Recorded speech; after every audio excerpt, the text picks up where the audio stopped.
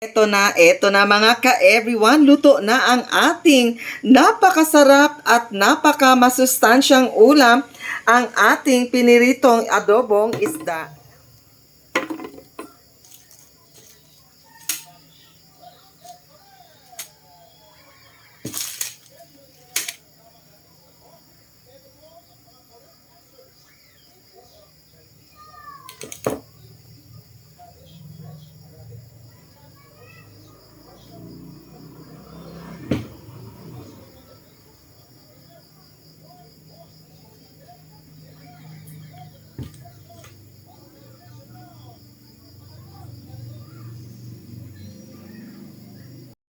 Okay, so ayan mga ka-everyone, before tayo magluluto syempre, lilinisin muna natin ang ating isda. Kaya eto na siya guys, in 5, 4, 3, 2, 1. Ayan, eto na ang ating isdang bolanak.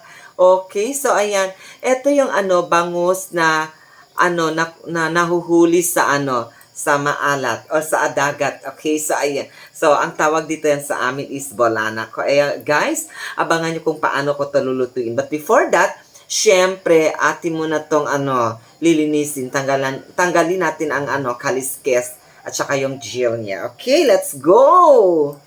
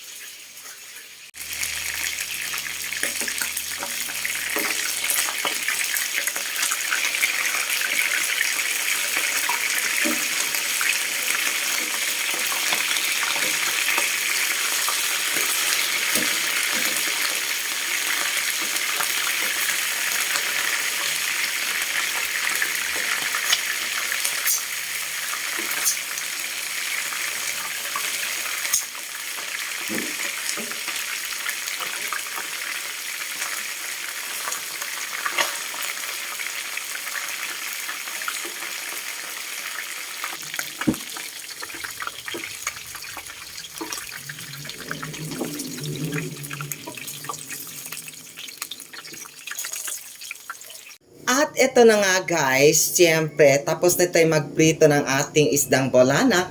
Kaya ayan, ngayon ay magluluto na tayo. Okay, so ang una nating gagawin ngayon is siyempre, painitin muna natin ang ating oil. Siya nga pala guys, yung prinito natin ay siya ring oil na ginamit natin para sa ating pag-aadobo ngayon. Okay, so ayan, so magsisimula na tayo. Unahin natin ang ating bawang. Yes, ayan. So, pagkatapos yan, ang ating, syempre, ang onion. Okay. So, there. So, ating haluin yan, guys. Ayan. So, medium lang yung fire natin para hindi siya masunog.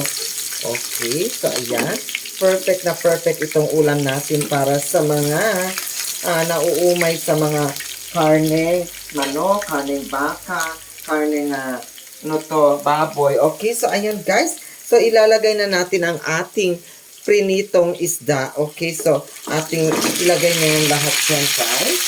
Yes. Pagkatapos yung siyempre ilagay na natin ang ating dahong laurel. Yes. And then, budburan na natin ang ating black pepper. Mhm. Yan. So, pagkatapos niyan, guys, is syempre, lagyan natin yan siya ng mhm, yung black beans. Okay, so ayan. So, lagyan natin yan siya para magiging masarap ang ating uulamin ngayon. At huwag kalimutan ang palaging nagpapasarap sa ating ulam, ang magic sarap. Okay, so budburan na natin yan siya. Okay, ayan.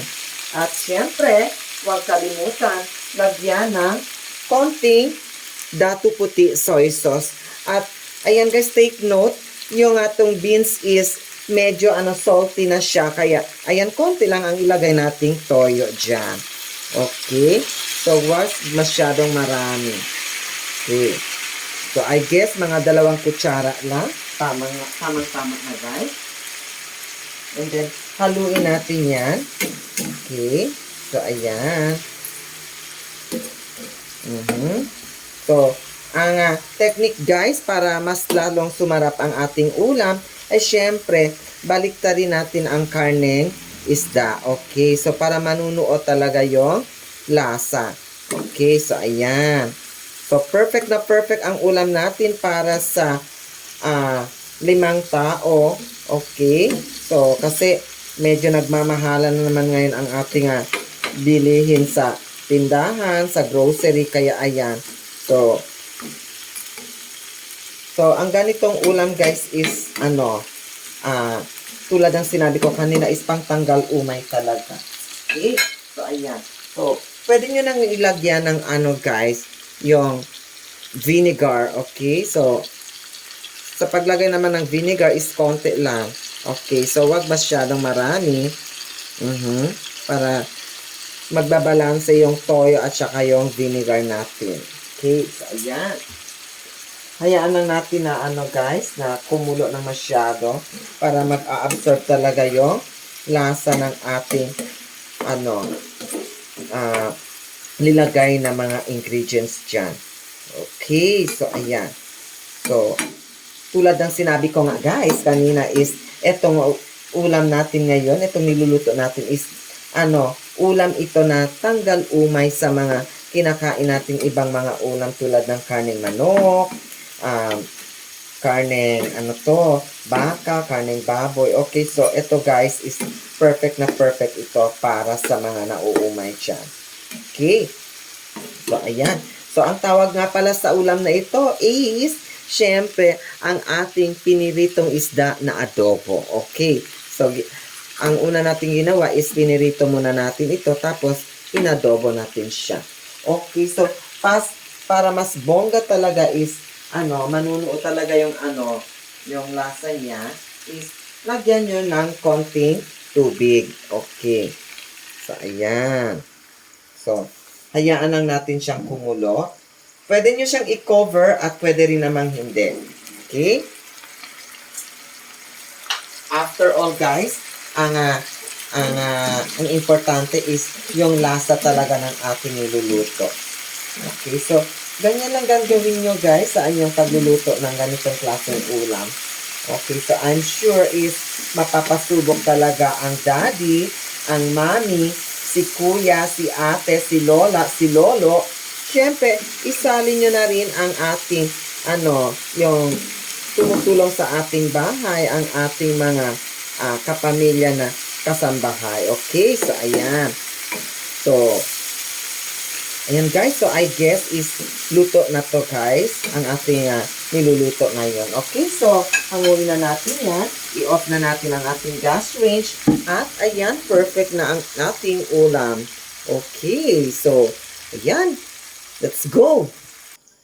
Eto na, i-plater na natin ang ating ulam ngayon na piniritong isda at ginawang adobo. So, ibig sabihin, pritong adobo. Okay, so ayan, ibubuhos na natin sa ating plater. Okay, so napakasarap.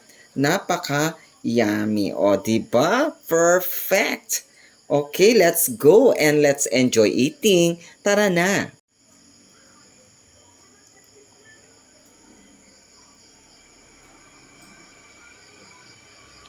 Eto na mga ka-everyone, luto na ang ating napakasarap na pirinit. Eto na mga ka-everyone, luto na ang ating napakasarap at napakamasustansyang ulam, ang ating piniritong adobong isda.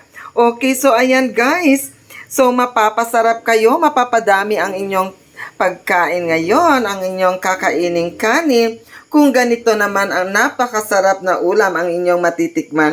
Kaya ayan guys, ito nga pala ang aking niluto na isdang bolanak na piniritong adobo. Okay, so ayan. At syempre, huwag kalimutan ang ating napakasarap at nagmumura ng kanin. Okay, so ayan. So napakasarap nito guys. Kaya ayan, mabubusog ka talaga. At ayan, tara, tawagin na ang inyong kuya, ang ate, ang nanay, ang tatay, ang lola, at kung sino pa dyan. At tara ay kumain na ng ating napakasarap na. Ayan na nga mga ka-everyone, tayo ay natapos na magluto at ayan, nasa harapan nyo na ang ating napakasarap na ulam. Siyempre, eto na yan siya. So, ang isdang bolanak ay nagkakahalaga ng 120 pesos na 3 piraso. Pero guys, isang piraso lang ang ating niluto ngayon sapagkat pag marami na syempre, hindi natin kayang kainin lahat. Kaya ito nga, 6 na slices na ito is kakainin to ng ating, syempre, bigyan natin ang ating mga kapitbahay. At syempre, magtitira din tayo para sa atin. Okay, so ayan guys, ang tawag nga pala sa ulam na ito is pritong adobo na nilagyan ko ng black beans. Okay, so ayan, let's go at tayo ay kakain na with our only rice. Let's go na, tara na.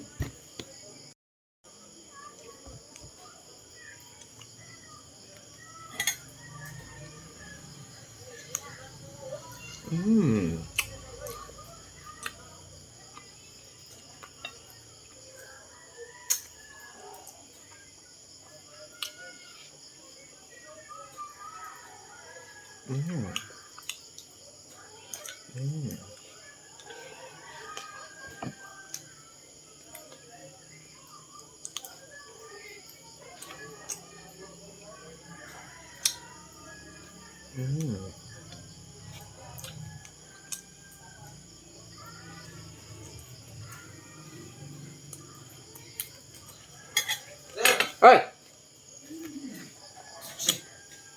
Tolong sir, mau sir.